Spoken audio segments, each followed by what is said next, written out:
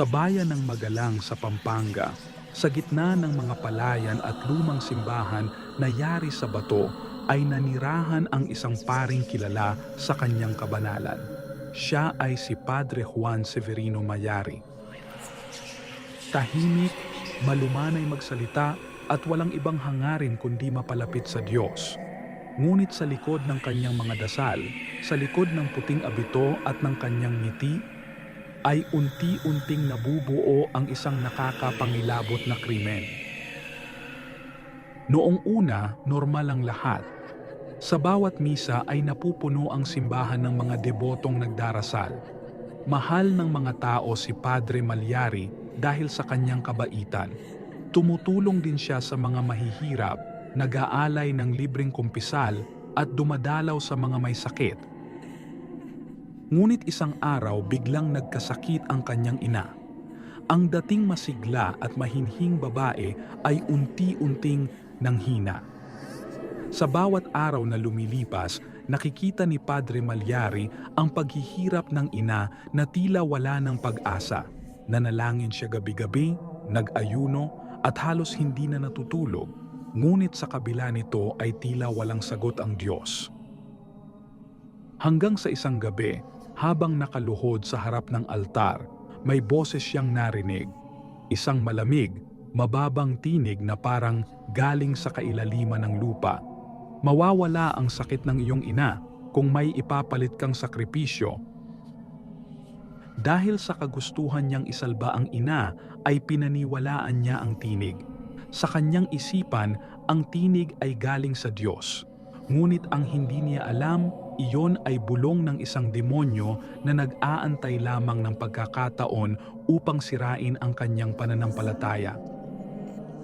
Kinabukasan, habang naglilinis ang batang katiwala sa kumbento, ay tinawag siya ni Padre Malyari.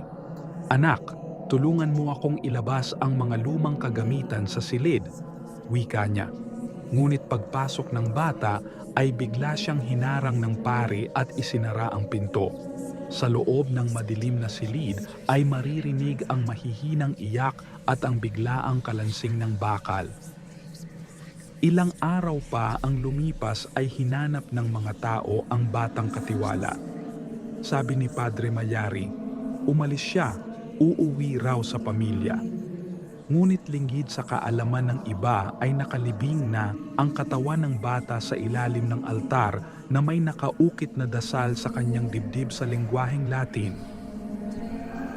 Lalong lumala ang sakit ng kanyang ina, kaya naman ay pinatawag niya ang isang magaling na manghihilot na mula sa kabilang baryo. Habang ginagamot ang kanyang ina ay tahimik lang si Padre Mayari sa gilid na may matalim na tingin sa manghihilot. Pagkaalis ng lahat, muli niyang tinawag ang manghihilot. "Sister, maaari mo bang ipagdasal muli ang aking ina?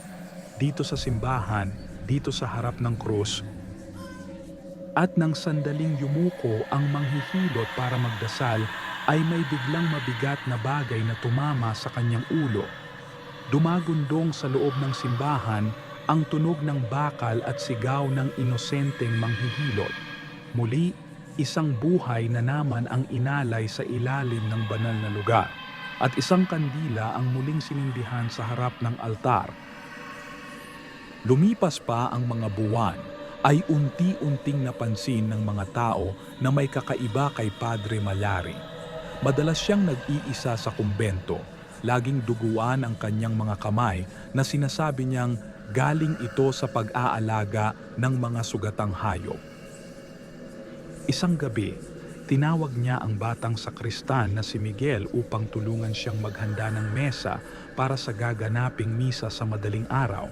Habang nag-aayos si Miguel ng mga kandila, ay napansin niya ang isang mantsa sa sahig na animoy dugo. Lumapit siya at tinanong ang pare, ngunit bago pa siya makalingon ay naramdaman niya ang malamig na kamay sa kanyang batok. "Patawarin mo ako, anak," bulong ni Padre Mayari bago niya tuluyang bawian ng buhay ang bata. Sa pagkakataong ito, isinulat niya sa dingding ng silid ang mga salitang Latin, "Pro redemptione animae matris meae," na ang ibig sabihin ay para sa pagtubos ng kaluluwa ng aking ina. Naulit pa ng naulit ang krimen hanggang sa umabot ng 57 biktima. Nabahala na ang mga tao dahil sunod-sunod na ang mga nawawalang tao sa kanilang lugar. Makikita ang takot sa kanilang mga mukha. Ang huling sakripisyo ay hindi niya ginusto, ngunit may kung ano ang nagtutulak sa kanya na gawin ito. Sa pagkalat ng bali-balitang nag-iiba na raw ang ugali ni Padre Mayari, ay isang matandang pari mula sa Maynila ang dumalaw upang makipagkumpisal sa kanya. Habang nag-uusap sila ay napansin ng matanda ang mga kakaibang sugat sa kamay ni Padre Mayari. Napansin rin niya ang malansang amoy ng hangin na dumadaloy sa buong simbahan. Padre Mayari, ano ang iyong nagawa? Tanong ng matanda. At sa halip na umamin ay biglang pumatak ang luha sa kanyang mga mata at nag-umpisang magdasal. Maya-maya'y tumigil siya at nang muling bumukas ang kanyang mga mata ay naramdaman ng matanda ang malakas at kakaibang presensya. Hindi na ito normal na tao, isa na itong demonyo. Tumingin sa kanya ang nanlilisik na mga mata ni Padre Mayari. Sa pagkakataong ito ay hindi makagalaw ang matanda dahil sa takot. Takot na noon lamang niya naramdaman sa buong buhay niya. Mabilis namang nilabas ni Padre Mayari ang isang patalim. Nilapitan nito ang matanda at inundayan ng saksak sa dibdib na siyang dahilan upang agad itong mawalan ng buhay.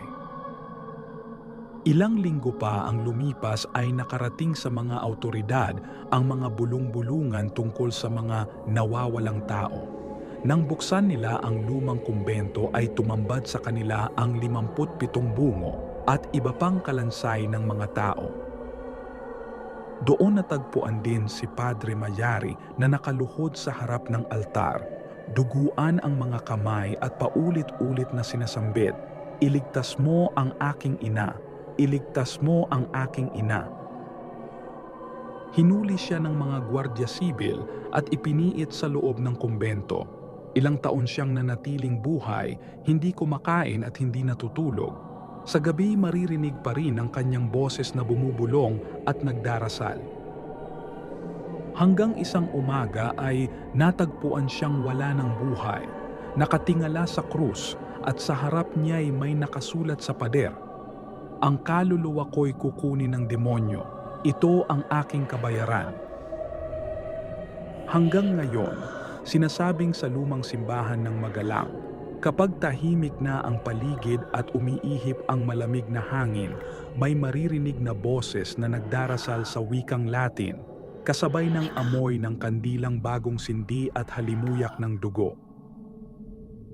At kung sakaling mapadaan ka roon, ay iwasan mong tumingin sa altar dahil baka sa salamin ng lumang retablo, makita mo si Padre Mayari, nakaluhod, nagdarasal at nakangiti.